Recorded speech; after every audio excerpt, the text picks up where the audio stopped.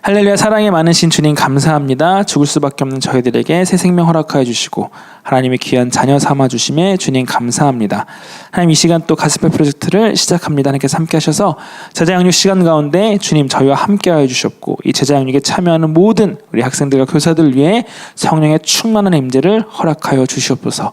이 시간을 통하여서 성경을 더욱더 깊이 알아갈 수 있도록 인도하여 주셨고, 하나님을 더욱더 인격적으로 경험하고 만날 수 있는 시간들도 허락하여 주시옵소서. 아버지, 모든 시간을 주님께 맡겨드립니다. 함께하여 주시옵소서. 다시 오실 예수님의 이름으로 기도드렸습니다. 아멘. 네, 우리 보시면 저희가 이제 지난번 구가 기억나십니까? 성막에 대한 이야기를 우리가 배웠었고, 오늘부터는 지난 구가까지 우리 출애굽기가 끝났고, 오늘 10가부터는 레위기가 시작됩니다. 그래서 레위기의 가장 중요한 이 제사에 관한 이야기가 오늘부터 시작돼서 이 구약의 5가지 5대 제사, 번제, 소제, 화목제, 속죄제, 속건제, 이 5가지 제사인데, 오늘은 번제와 소제, 화목제에 관한 이 제사에 관한 우리가 나눔을 함께 하려고 합니다. 네, 우리 국어를 복습 한번 잠깐 해볼까요? 국어에서는 하나님이 계획하신 거룩한 설계를 따라 이스라엘 백성이 성막을 지었다는 것을 우리가 함께 배웠습니다. 또한 이 성막은 단순한 건물이 아니라 앞으로 있을 어떤 일을 미리 보여주는 본이라는 것도 우리가 알게 되었습니다. 그래서 신약 성경의 저자들에 따르면 하나님은 자기 아들을 이 땅에 보내셨습니다. 그리고 그분은 육체를 입고 오신 하나님이며 우리 가운데 거하시는 성막과도 같은 분이십니다라는 걸 우리가 함께 배웠었죠. 기억나시죠? 또 마지막으로 믿음을 가진 우리는 오늘 하나님의 임재가 머무는 백성입니다. 그래서 세상 속에서 하나님의 임재를 드러내고 전하는 이 작은 성막처럼 우리가 성전이 되어서 살아가야 한다라고도 우리가 함께 나누었습니다. 네, 오늘 10과의 요약과 학습 목표입니다. 그래서 10과에서는 이제 레위기에 묘사된 처음 세 종류의 희생 제사를 구체적으로 살펴볼 것입니다. 이 번제는 하나님 앞에서 백성의 죄를 제거하기 위한 것입니다. 소제는 하나님과 이웃을 섬기도록 이스라엘을 회복시키기 위한 것입니다. 화목제는 하나님과 백성의 화해를 위한 것입니다. 여러분, 또한 우리는 그리스도께서 마지막 희생 제물이 되어 주신 덕분에 하나님 앞에서 우리의 죄가 용서받았다는 사실을 기억할 수 있습니다. 그리고 하나님이 주신 사명을 따라 그분을 섬길 자유와 하나님과의 회복된 관계를 기념할 수 있습니다. 우리 신학적 주제 함께 읽어볼까요? 자, 시작! 번제는 하나님 앞에서 백성의 죄를 제거하려는 것입니다. 소제는 하나님과 이웃을 섬기도록 이스라엘을 회복시키는 것입니다. 화목제는 하나님과 백성의 화해를 위한 것입니다. 우리 3가지 세션 포인트 함께 읽어보도록 하겠습니다. 1. 시작! 번제, 남김없이 태워라. 2. 소제, 일용할 곡식으로 드려라. 3. 화목제, 이리와 함께 먹자꾸나. 그래서 첫 번째 세션, 번제, 남김없이 태워라, 함께 나누겠습니다. 우리 말씀 한번 읽어볼까요? 레위기 1장 3절에서 9절, 그리고 히브리서 9장 12절 말씀입니다. 네, 제가 한 절, 여러분들이 한 절, 마지막 절을 다 함께 읽겠습니다. 제가 먼저 읽겠습니다. 그 예물이 소의 번제이면 흠없는 수컷으로 회막문에서 여호와 앞에 기쁘게 받으시도록 드릴지니라.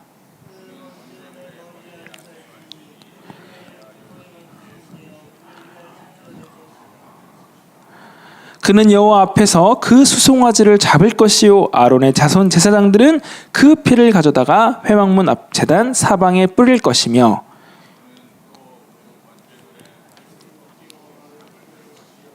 제사장 아론의 자손들은 제단 위에 불을 붙이고 불 위에 나무를 버려놓고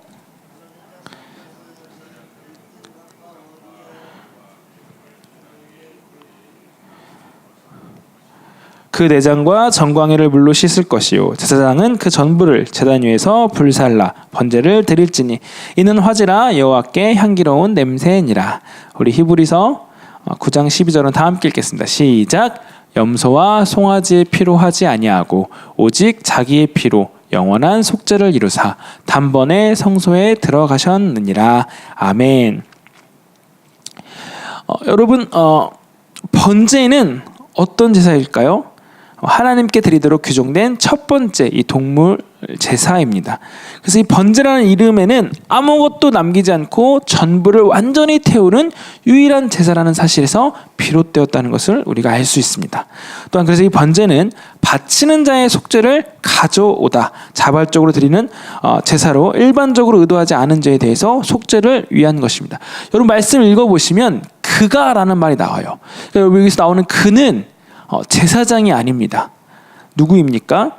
이 번제를 드리는 사람들을 이야기하는 거예요. 여러분 말씀 다시 한번 볼까요? 네, 여기서 5절 보시면 그는 여호와 앞에서 그 수송아지를 잡을 것이요 아론의 자손들은 이렇게 나오죠. 또 6절 보면 그는 또 그 번제물의 가죽을 벗기고 각을 뜰 것이요라고 그렇게 말하고 있습니다. 여러분 그래서 여기서 나오는 그는 이 제사를 드리는 사람을 이야기하는 것입니다. 여러분 이것을 기억하셔야 돼요. 왜냐하면 이게 굉장히 중요한 이야기예요. 왜냐하면 저도 이 제사에 관한 이야기가 사실은 우리랑 상관없다고 생각하거든요. 뭐 요즘 제사를 드리는 것도 아니고 우리가 이걸 알 필요가 뭐가 있어라고 이 레위기를 굉장히 지루해하거나 대충 읽는 경향이 있어요. 그러다 보면 이 제사를 드리는 사람을 누구라고 생각하냐면 제사장들이 이 동물을 잡는다고 생각하거든요. 그렇지 않다는 걸 여러분들 꼭 기억하시면서 이 번제를 살펴보셔야 합니다. 여러분 그렇다면 동물들은 어디서 데려왔습니까? 이 책에도 나와 있는데 한번 질문들을 한번 답해 보시면서 우리가 한번 쓰시면서 답해 보시면 좋을 것 같아요. 이 동물들이 어디서 났을까요? 네. 예물을 드리는 사람이 집에서 기르던 것을 직접 가지고 오는 것입니다. 그러니까 본인이 직접 그 예물을 가지고 왔어야 한다는 이야기예요. 두 번째로 그렇다면 어떤 종류의 동물이어야 하나? 이 번제에는 어떤 종류의 동물을 드려야 하나? 여러분 아무 동물이나 잡아서 그냥 아무렇게나 드리는 게 아니에요. 여러분 이 율법에 특히 하나님의 말씀 가운데 하나님이 어떻게 예배해야 되냐라고 말씀하실 때 하나님은 반드시 하나님의 말씀대로 방법대로 예배를 드리라고 말씀하세요. 여러분 이 번제에는 드려야 될 동물들이 있었는데 숫송아지나 순양, 순염소, 비둘기 등이에요. 여러분 송아지는 생각보다 비싸단 말이죠. 여러분 그렇다면 이 송아지를 드릴 수 없는 가난한 형편의 사람들은 제물을 못 드리냐, 번제를 못 드리냐라고 할 수 있기 때문에 하나님께서는 드릴 수 있는 비둘기도 제물을 받으신다라고 말씀하시는 거예요. 근데 그거보다 더 중요한 게 뭘까요? 흠이 없는 것이어야 합니다. 이 제물에 흠이 있으면 안 돼요. 예를 들어서 다리를 전다거나 상처가 있다거나 아니면 볼품이 없다거나 하나님 앞에는 여러분들 가장 좋은 것을 드려야 한다는 것을 기억하세요. 여러분 흠이 없는 것들은 당연히 가치가 더 높겠죠. 여러분 그래서 하나님은 우리들에게 아무거나 가져라고 하신 적이 항상 없으세요. 내가 가진 것 중에 가장 좋은 것을 나에게 바치라라고 그렇게 말씀하셨습니다. 여러분 이게 굉장히 중요한 저는 포인트라고 생각해요. 우리가 하나님 앞에 어떠한 마음으로 예배를 드려야 할까에 대한 것과 저는 연결된다고 생각합니다. 여러분들이 하나님 앞에 지금처럼 동물을 가져오지 않겠지만 하나님 앞에 어떠한 마음으로 나아가야 하냐라고 한다면 저는 이 제사에 관한 이야기가 굉장히 중요한 포인트라고 생각합니다. 여러분 예배를 드릴 때 어떤 마음으로 나아가야 할까요? 분산된 마음? 아니면 이 안에 세상적인 걱정, 시험에 대한 걱정, 친구 관계에 대한 스트레스 막 그것들이 잔뜩 있는 상태에서 하나님 앞에 나아가는 것이 과연 옳을까라고 생각을 해볼 수 있을 것 같습니다. 또 마찬가지로 하나님 앞에 예물을 드릴 때 이따 뒤에 소재에도 나오겠지만 어떻게 예물을 드려야 하냐? 가장 좋은 것을 드려야죠. 여러분들이 쓸 거 다 쓰고 할 거 다 하고 남은 짜투리, 꼬투리 이런 걸 드리는 게 아니에요. 하나님께 언제나 가장 좋은 것을 구별해서 드려야 합니다. 그래서 여러분들이 이 레위기의 제사가 우리랑 연결되지 않느냐, 상관없지 않냐, 이걸 왜 배워야 되냐라고 생각하시면 안 된다는 이야기예요. 이 제사의 이 모든 것들이 우리의 삶의 예배와 굉장히 저는 밀접한 연관이 있다라고 생각합니다. 여러분 세 번째로 그렇다면 제물은 어디서 드려졌습니까? 지정된 장소에서 드려야 했습니다. 레위기 1장 3절 말씀을 보면 회막문에서 드려야 했고 성서 뜰에서 각을 뜨고 번제를 드림을 우리가 성경을 보면 알 수 있습니다. 그렇다면 이 제물을 드리는 사람은 어떻게 해서 동물과 동일시 되었는가? 우리가 이 좀 질문이 어려울 수 있는데 이 번제에 대한 성격을 우리가 안다라면 이 질문이 지금 무슨 질문을 하는지 알 수 있습니다. 여러분, 예물을 드리는 사람은 어떻게 했어야 됐냐면 번제물의 머리에 안수를 함으로 이 동일시 된다는 거예요. 그러니까 이 번제는 내 죄를 용서함 받기 위해서 하나님 앞에 드려지는 제사라고도 우리가 생각할 수 있는데 이 죄를 전가하는 거예요. 피 흘림은 죄 사하면 피 흘림이 필요했었는데 내가 죽을 수 없잖아요. 그러니까 이 동물을 대신 잡아서 그 피를 흘림으로써 내가 하나님 앞에 죄를 용서함 받는다는 이야기입니다. 그랬었을 때 이 동물을 데리고 나와서 그가라고 했잖아요. 이 제사를 드린 사람이 동물을 데리고 나와서 이 죄를 전가하고 이 동물을 직접 잡는 거예요. 여러분, 그래서 동물은 제사를 드린 사람이 직접 죽였습니다. 저도 이걸 굉장히 한동안 몰랐던 사실인데 어떻게 생각했냐면 이 동물을 잡고 제사를 드리는 건 쉽게 생각해서 그냥 제사장들이 다 하는 줄 알았어요. 그러니까 제사를 드린 사람은 동물을 갖고 와서 제사장에 드리면 제사장이 거기서 동물을 잡아서 번제를 대신 드려준다라고 생각했던 거예요. 그런데 성경은 정확히 말하고 있습니다. 누가 제사를 드리는 거예요? 제사를 드리는 사람이 그 동물을 데리고 와서 죄를 전가시키고 직접 동물을 잡는 거예요. 죽이고 껍질을 벗기고 각을 떠야 했습니다. 여러분 한번 생각해 보세요. 여러분들 집에서 기르시는 양 혹시 여기에 우리 또 부자님들은 모르겠지만 우리 친구들은 동물을 직접 잡아본 일이 없을 것 같아요. 그렇죠? 저도 예전에 어렴풋이 기억나는데 이렇게 막 잔치한다라고 했었을 때 뭐 돼지를 잡는다든지 아니면 뭐 그런 일들이 있었단 말이죠. 여러분 그런 걸 보면 우리가 그냥 정육점에서 고기를 다 이렇게 이 가공된 잘 정돈된 그런 고기를 먹는 것과 너무나 다른 그런 상황입니다. 이제 막 닭 잡는다라고 막 그러잖아요. 여러분 닭 잡는 거 보셨어요? 닭을 잡아서 모가지를 비틀고 머리를 자르고 그걸 끓는 물에 넣어서 깃털을 다 뽑고 막 이런 것만 생각하더라도 여러분들 막 먹고 싶지 않죠. 여러분 제사를 드릴 때 하나님 앞에 동물을 잡아서 드렸을 때를 한번 떠올려 보세요. 그 피가 막 낭자한 상황, 피비린내가 나는 상황. 여러분 동물 잡는 거 잡아보실 수 있으세요? 그 동물들이 막 그렇게 가만히 있을 것 같으세요, 여러분들? 그런 것들을 겪으면 여러분 정말 요즘 여러분들은 트라우마에 걸릴지도 몰라요. 여러분 그렇다면 왜 그렇게 하셨냐? 여러분 죄의 대가가 절대로 가볍지 않다는 것을 하나님께서 말씀하시는 거예요. 내가 기르던 가축이면 여러분들 그 가축이 얼마나 마음과 또 이 관계 안에서 또 그 애정이 있을 수 있겠어요. 그 애정 어린 그 소를 양을 내가 데리고 와서 직접 그 양을 잡는다고 한다면 절대로 이 제사가 화기애애한 분위기라고 저는 생각하지 않아요. 엄숙한 분위기지 않을까? 엄숙하지 않더라도 굉장히 적막 가운데 그런 분위기지 않을까라고 생각을 해볼 수 있습니다. 그리고 하나님 앞에 죄의 대가가 이렇게 크구나를 이 제사를 드리는 사람은 이 번제를 통해서 경험하게 되는 것입니다. 여러분 그렇다면 주님은 제물에 어떻게 반응을 하십니까? 제물은 여호와께 향기로운 냄새가 된다라고 레위기 1장 9절은 말씀하고 있습니다. 제가 항상 청소년 예배 때 이 예배를 하나님 기뻐 받으시는 흠양하는 이런 표현을 사용하는데 그게 바로 여기서 나오는 거예요, 여러분들.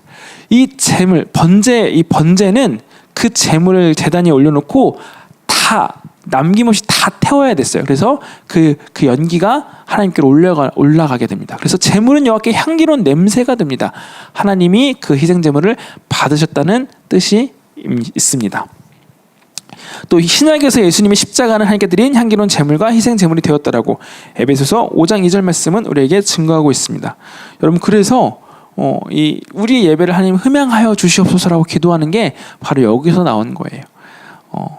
흠양이란 말도 여러분 되게 어려운 말이라서 무슨 말인지 아마 모르시고 넘어가실 텐데 우리 예배가 하나님 앞에 온전히 드려지는 정말 기뻐 받으시는 거룩한 흠양하시는 예배가 되게 해주세요라고 기도했을 때 바로 제가 여기서 나온 이 흠양, 이 제단에 제물이 타서 올라가는 그 연기에 대한 이야기, 하나님은 그 향기로운 냄새를 받으셨다라고 그렇게 성경은 표현하고 있습니다. 여러분 그래서 이 번제는 속죄의 의미가 있죠. 속죄란 사람의 죄를 덮거나 무효로 하는 것. 그래서 속죄의 동기는 하나님의 사랑이에요.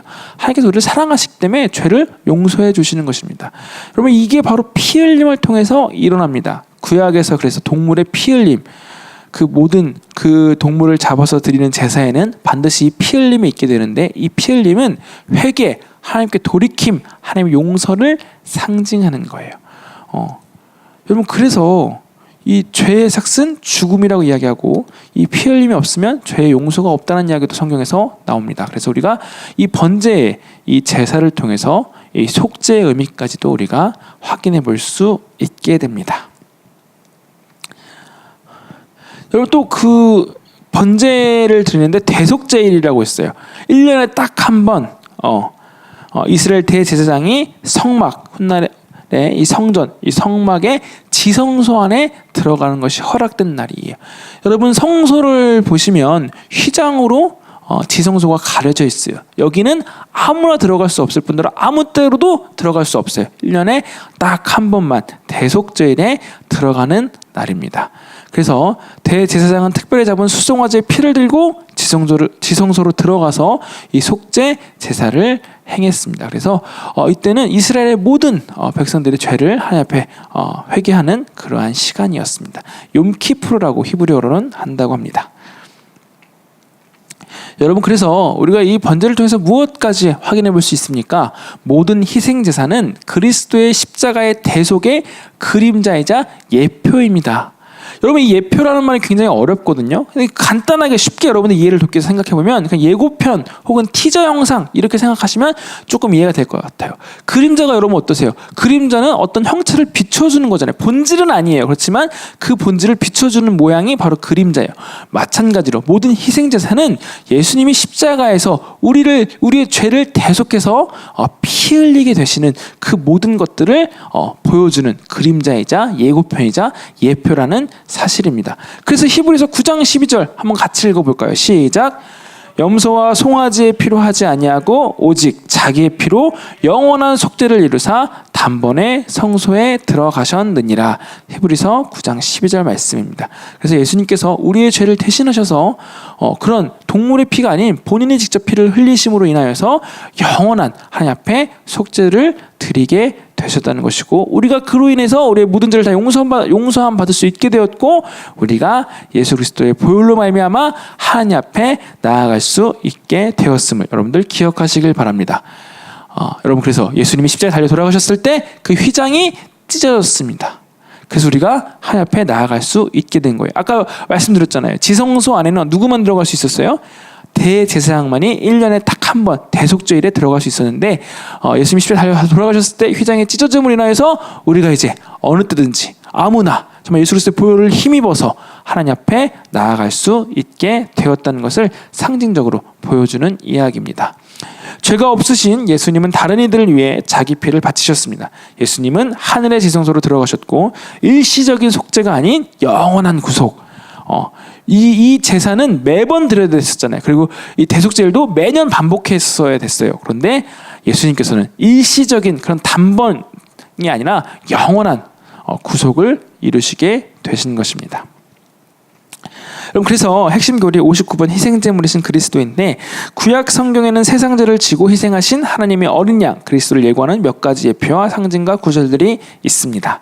제물로 죄를 없애지 못하는 구약의 희생제사와 달리 십자가에 달리신 그리스도의 희생은 죄를 영원히, 그리고 딱 단 한 번에 단번에 없애십니다. 두 번째 세션 포인트 함께 읽어보겠습니다. 시작. 소재 일용할 곡식으로 드려라. 우리 말씀 한번 또 같이 읽어볼까요? 자, 우리 함께 1번에 읽겠습니다. 시작.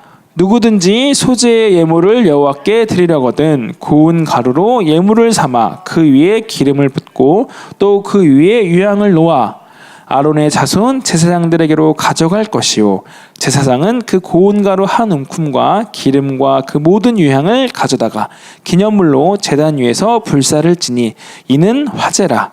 여호와께 향기로운 냄새니라. 그 소제물에 남은 것은 아론과 그의 자손에게 돌릴지니 이는 여호와의 화제물 중에 지극히 거룩한 것이니라. 아멘. 요한복음 12장 24절 말씀 시작. 내가 진실로 진실로 너에게 이르노니 한 알의 밀이 땅에 떨어져 죽지 아니하면 한 알 그대로 있고 죽으면 많은 열매를 맺느니라. 여러분, 소재에 관한 이야기입니다. 하나님께서 지시하신 두 번째 제사는 바로 이 곡물과 관련이 있습니다. 여러분, 이 소재는 동물의 희생제사와 함께 드려지기도 하지만 독립적으로 이 소재만을 따로 드려지기도 했습니다. 그래서 이 소재라는 이름은 동물을 죽이지 않고 곡물 가루나 그 가루를 요리해서 만드는 유일한 제사라는 사실에서 비롯되어 있음을 우리가 확인할 수 있습니다. 여러분, 번제와 마찬가지로 소재도 제물을 바치는 자에게 재료 면에서 혹은 또 그 준비 면에서 치러야 할 대가가 큽니다. 또 그리고 이 소재는 번제와 달리 일부만을 불태웠습니다. 그래서 불태운 부분은 번제와 마찬가지로 여호와께 향기로운 냄새가 되었다는 것을 우리가 알 수 있습니다. 여러분, 번제는 번제와 소재의 차이점을 말씀드린다면, 번제는 그 제물을 다 태워야 돼요. 하나도 아낌없이. 소재는 일부만을 태우게 됩니다. 그래서 이 소재도 곡물을 태워서 그 냄새를 하나님 앞에 드리는 것을 이야기합니다. 여러분, 그럼 우리가 그런 생각을 하잖아요. 하나님께서 도대체 무슨 냄새를 맡으시는가? 이런 생각을 해볼 수 있을 것 같아요. 여러분, 이 과연 무슨 냄새일까요? 하나님 그 불의 탄 냄새를 원하시는 걸까요? 그렇지 않습니다. 그 제사를 드리는 사람의 가장 소중한 것을 가져왔다는 바로 그 마음을 보시는 거예요. 그래서 여러분들, 이 레위기에 나오는 제물에 대한, 제사에 관한 이야기를 보면 여호와께, 여호와 앞에라는 표현이 반복되는 이유도 마찬가지입니다. 여러분, 그래서 이 제사를 드리는 사람은 딱 한 가지만을 생각해야 돼요. 무엇일까요? 바로 이 제사가 하나님께 올려지는 것이다라는 걸 생각해야 합니다. 하나님과의 관계성 가운데서 하나님께 드리고 하나님께 이 제사가, 이 연기가 올라가야 한다는 것입니다. 여러분, 근데 이걸 막고 있는 게 무엇입니까? 바로 죄예요. 그래서 우리가 그 죄를 없애야 하는 것이라고도 말씀드릴 수 있습니다. 여러분, 그래서 이 소재, 번제도 사실 저는 같은 맥락에서 볼 수 있겠지만, 하나님 앞에 드려지는 이 예배를 하는 사람의 마음은 바로 이러한 마음이어야 돼요. 여러분들이 지금 제단에 제물을 드리거나 이러질 않겠지만, 아까 제가 서두에도 말씀드렸잖아요. 여러분들이 하나님 앞에 예배로 나올 때 어떤 마음으로 나와야 하냐? 하나님만을 생각하는 마음으로 나와야 한다는 거죠. 여러분들이 드리는 예배가 누구를 위한 예배가 되어야 되냐? 당연히 하나님만을 위한 예배가 되어야 하는 거예요. 이 예배를 받으시는 분은 여러분들이 아니잖아요. 여러분 예배를 드려 나온 사람들의 예배자예요. 이 예배를 누가 받으시는 거예요? 하나님이 받으시는 거죠. 그럼 이 예배는 누구의 입맛에 맞아야 됩니까? 누가 원하시는 예배가 되어야 합니까? 하나님이 원하시는 예배가 되어야 하고, 하나님 입맛에 맞으시는 예배가 되어야 돼요. 그러니까 죄송한 얘기지만 여러분들이 만족하는 예배가 중요한 게 아니에요. 우리는 그렇게 생각하잖아요. 화려한 악기가 있어야 되고, 화면이 있어야 되고, 다양한 것들이 필요하다고 생각하시지만, 여러분, 그렇지 않아요. 그걸 정말 하나님께서 원하실까요? 저는 그렇지 않다고 생각합니다. 어쩌면 여러분, 악기가 없어도 통기타 하나만 가지고 하나님께 예배드리는 것도, 그 예배자가 정말 진정한 마음으로 하나님 앞에 예배한다면 하나님께서 그 예배를 안 받으실까요? 저는 받으신다라고 생각해요. 반대로 화려한 예배를 할지라도 그 예배에 이런 예배자들의 마음이 없다면 하나님은 그 예배를 받지 아니하신다라고 저는 생각합니다.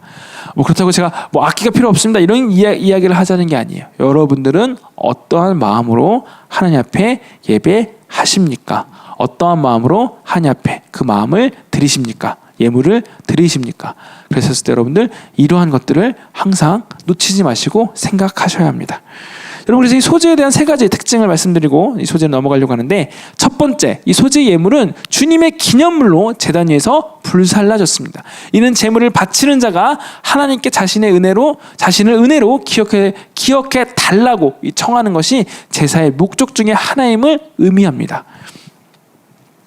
두 번째는 볼이나 밀 같은 다양한 곡물이 수확되기 시작하면 처음 익은 것으로 특별 소재를 드렸다고 합니다. 이 땅의 수확을 허락하신 하나님께 감사하는 것이 제사의 목적 중에 하나임을 의미합니다. 하나임입니다. 하나님으로 제가 잘못 오타가 났네요. 하나임을 의미합니다. 여러분, 그래서 이 곡식이 추수될 때에 처음 익은 것으로 특별 소재를 드린다고 말씀하잖아요. 하나님께서 이게 첫 열매를 하나님께 드리라는 말씀을 이 성경에서 하는데, 여러분, 이게 굉장히 중요합니다. 이 첫 열매를 구별해서 하나님 앞에 드리는 것. 여러분, 거기에는 무슨 의미가 있습니까? 내가 이 지금 얻을 수확의 모든 것이 이 전부가 다 하나님 것임을 의미하는 것입니다. 여러분, 그래서 이거 굉장히 중요한 이야기예요. 처음 익은 것을 하나님께 구별해서 드린다는 건 내가 얻은 이 모든 수확물, 이 모든 이 농사에 대한 것들, 이것이 내가 잘나서 내 힘으로 얻은 것이 아니라 하나님의 은혜로 하나님께서 주신 것이다라는 그러한 것에 대한 감사의 의미가 있다는 것을 여러분들 기억하시길 바랍니다. 네, 마지막 세 번째는 소재는 평소에 자발적으로 드려졌습니다. 이 곡물은 이스라엘 백성이 일용할 양식이었습니다. 이는 매일의 삶이 하나님께 받은 선물임을 기억나게 하는 것이 바로 이 제사의 목적 중에 하나임을 의미합니다. 여러분 보세요. 이 곡식은 매일매일 먹는 그런 거잖아요. 여러분 밥 매일매일 드시잖아요. 여러분 이 일용할 양식을 주님 앞에 매일매일 드린다는 것이 바로 여러분들의 매일의 삶이 하나님께 받은 선물임을 기억나게 하는 것이 바로 이 제사의 목적이래요. 그대로 여러분의 삶 속에 적용해 보실 수 있겠죠. 우리가 지금 소재를 드리진 않겠지만 이 소재의 목적 중에 하나를 우리는 똑같이 적용해 볼 수 있는 거예요. 하나님이 여러분들에게 주신 오늘 하루가 그냥 주어진 하루가 아니라 하나님께 받은 선물임을 기억하며 어떻게 살아야겠습니까? 최선을 다해 살아야 하고 감사하며 살아야 되고 이 안에 기뻐하며 주님 앞에 나아가야 되는 것을 여러분들 우리가 이 소재에 대한 이야기를 통해서 다시 한번 기억하고 우리도 그렇게 살아가려고 결단하며 주님 앞에 나아가야 한다는 것입니다. 여러분 그래서 보시면 우리가 매주 드리는 헌금도 마찬가지예요. 감사 헌금도 동일한 의미가 있습니다. 여러분들이 주님 앞에 그 예물을 가지고 나올 때 어떤 예물을 가지고 나와야 합니까? 그냥 대충 주머니에서 돈 꺼내서 맞다 헌금이지 이렇게 드려서는 안 된다는 이야기예요.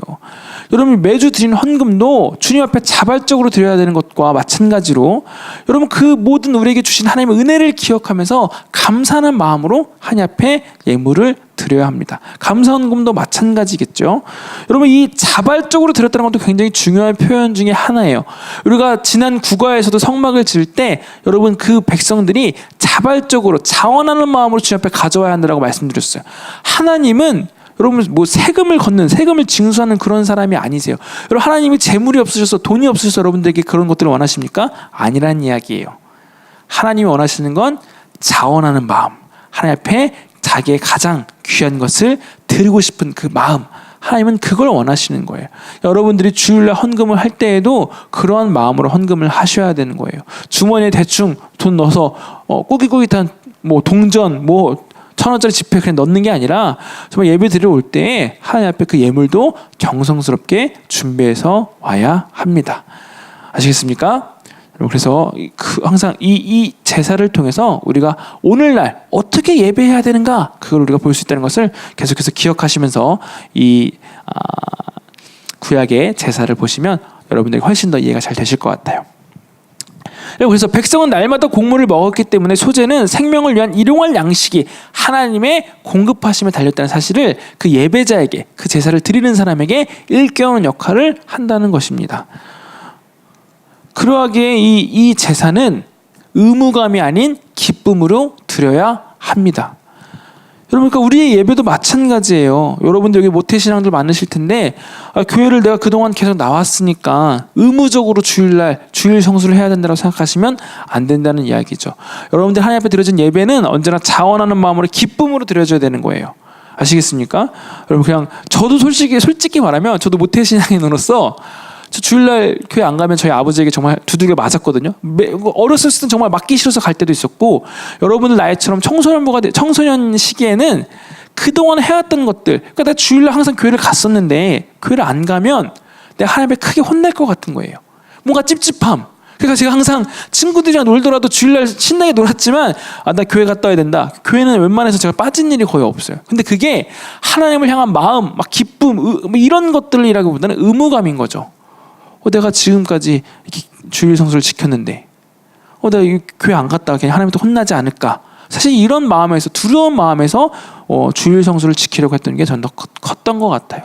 그런데 여러분들 이 제사를 보시면 아시겠지만 하나님 앞에 드려진 예배는 그렇게 드려지는 게 아니라는 걸 꼭 기억하세요.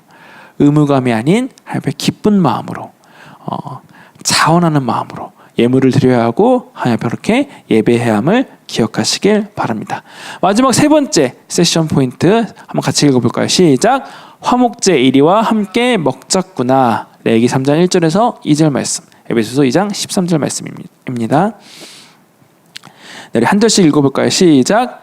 사람이 만일 화목제의 제물을 예물로 드리되 소로 드리려면 수컷이나 암컷이나 흠없는 것으로 여호와 앞에 드릴지니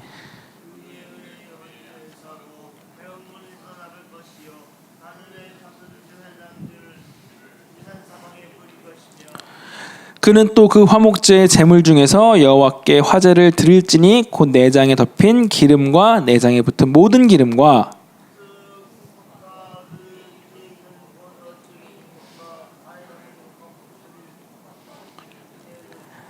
아론의 자손은 그것을 제단 위에 불 위에 있는 나무 위에 번제물 위에서 살을지니 이는 화제라 여호와께 향기로운 냄새니라.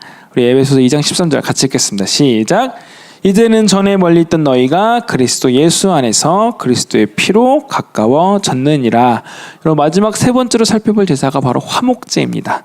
여러분, 화목제라는 이름은 평화나 온전함을 의미하는 히브리어 단어 샬롬, 우리가 잘 아는 그 샬롬이에요. 샬롬에서 비롯되었습니다. 그래서 이 제물을 바치는 자는 제사장 앞에 흠없는 소나 양이나 염소를 가져와야 했고, 이 화목제는 번제와 달리 기름과 내장 일부만을 태우게 됩니다. 여러분, 그래서 번제, 소제, 화목제가 다 달라요. 번제는 모든 걸 다 태워야 됐어요. 소제는 일부만 태워요. 그리고 나머지 일부는 제사장들이 먹게 했어요. 먹을 수 있었어요. 그리고 화목제는 기름과 내장 일부만 태우고 그 제물을 이 제사를 드리는 사람이 같이 먹는 그런 제사입니다. 그래서 모든 제사 가운데 유일하게 이 화목제만 제물을 바치는 자도 그걸 먹을 수 있는 제사입니다. 그래서 이것은 이 희생제사, 이 화목제가 무엇을 상징하느냐에 관련해서 굉장히 중요한 의미를 가지고 있음을 우리가 확인해 볼 수 있습니다. 그래서 이 화목제의 목적은 하나님과의 화해로 인간이 하나님과 친교를 누릴 수 있게 하려는 것에 목적이 있습니다. 그래서 제물을 바치는 자는 제물을 요리해서 제물을 드린 날 그리고 그 다음 날까지 이걸 먹을 수 있었습니다. 이것은 하나님, 제사장 또 그 제물을 바친 자가 서로 친교를 나누는 일종의 공동 식사였다라고 우리가 이렇게도 생각해 볼 수 있다는 이야기입니다. 그래서 희생 제물을 바쳤던 고기를 같이 먹는 것은 이제 하나님과 우리가 올바른 관계를 맺게 되었음을 상징합니다. 여러분, 이게 조금 어렵게 느껴질 수도 있는데 쉽게 생각해 보세요. 여러분, 밥 먹을 때 누구랑 같이 먹어요? 사이가 안 좋은 원수랑, 내가 정말 막 미워하는 사람이랑, 관계가 껄끄러운 사람이랑 밥을 먹습니까? 그렇지 않잖아요. 내가 좋아하는 사람, 친구랑, 가족이랑 밥을 같이 먹잖아요. 이건 마찬가지예요. 우리가 죄로 인해 하나님과의 관계가 지금 올바로 되지 않았지만 이 제사를 통해서 하나님 앞에 회개하였고 그 죄가 용서받아서 우리가 하나님과 온전한 다시 올바른 관계가 되었기 때문에 하나님과 함께 그 식탁의 자리에 갈 수 있다는 거예요. 그런 것들을 상징하는 게 바로 이 화목제라는 거죠. 여러분, 그렇다면 이 화목제는 언제 드리냐? 이 화목제를 언제 드리느냐? 세 가지에 따라서 드렸다고 해요. 감사제, 서원제, 자원제예요. 첫 번째 감사제는 기도가 응답되었거나 기대하지 않는 은총을 받았을 때 하나님 앞에 감사하는 마음으로 이 화목제를 드렸다라고 합니다. 어떤 기도를 했는데 그게 응답받았다거나 기대하지 않았는데 하나님께서 은혜를 우리에게 주셨어요. 그에 대한 감사하는 뜻으로 이 화목제를 드렸다고 합니다. 두 번째는 서원제예요. 말 그대로 하나님 앞에 서원을 했어요. 서원이 뭐죠? 하나님 앞에 약속한 거예요. 하나님, 제가 이렇게 하겠습니다. 이렇게 하나님 앞에 서원을 했는데 그 서원한 것을 완수한 뒤에 감사의 의미로 이 화목제를 드리기도 했다고 합니다. 마지막 세 번째는 자원제예요. 그냥 그 예배를 드리고 싶은 사람이 그렇게 하고 싶어서 이 화목제를 드렸다는 거죠. 그럼 거기에는 하나님을 너무나 사랑해서 사랑해요라는 의미도 포함되어 있을 수 있습니다. 하나님의 은혜와 사랑에 너무 감사해서 내 화목제를 드려서 이 제물을 같이 우리 모두가 함께 나눠 먹고 싶다, 이런 마음으로도 이렇게 드렸다는 것입니다. 여러분, 우리가 번제, 소제, 화목제까지 이 세 가지 제사에 대해서 알아봤는데 결론의 말씀입니다.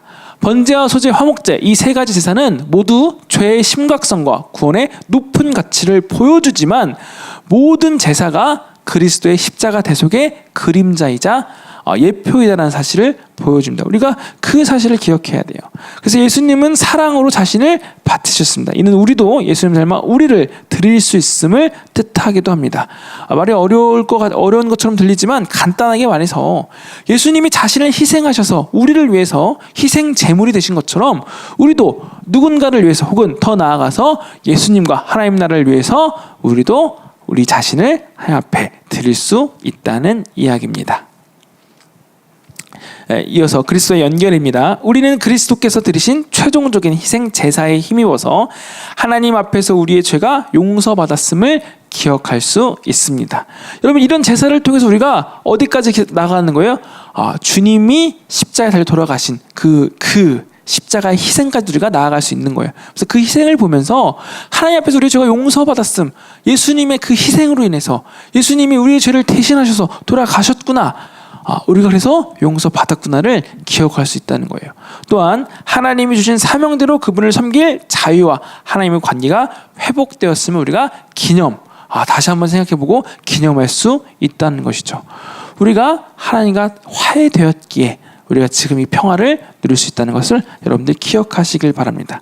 마지막 선교적 적용이에요. 하나님, 우리가 죄에서 자유롭게 되었으니 다른 이들을 섬김으로써 하나님을 섬기라라고 우리를 부르셨다는 사실을 잊지 마시길 바랍니다. 네, 과정입니다. 10과의 메시지를 다시 한번 묵상해 보시길 바랍니다. 번제, 소제, 화목제, 한번 이 제물에 대해서 다시 한번 여러분을 떠올려 보시고 오늘 함께 배운 내용을 기억해 보시길 바랍니다. 이어서 레위기 4장과 5장, 히브리서 9장, 13장을 읽어오시고 10일가, 이제 또 남은 두 가지 제사를 우리가 함께 살펴볼 텐데 10일가에 대한 예습과 질문에 답해 보시길 바랍니다. 제가 기도하고 오늘 모든 강의는 마치도록 하겠습니다.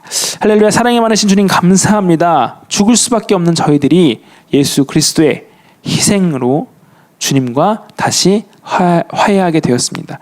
우리의 죄를 대신하셔 돌아가신 예수 그리스도의 그 죽음을 기억하며 우리도 예수님을 닮아 주님 앞에 나아갈 수 있는 저희들이 되게 하여 주시옵소서. 하나님, 이 구약의 제사를 통해서 오늘날 우리가 어떻게 예배해야 하는지 다시 한번 생각해 보았습니다. 하나님 앞에 언제나 기쁜 마음으로, 즐거운 마음으로, 자원하는 마음으로 하나님 앞에 예배하는 저희들이 되게 하여 주시옵고, 주님 앞에 언제나 가장 좋은 것을 드리는, 가장 귀한 것을 드리는 저희들 되게 하여 주시옵소서. 모든 것을 주님께 맡겨드리며 다시 오실 예수님의 이름으로 기도드렸습니다. 아멘.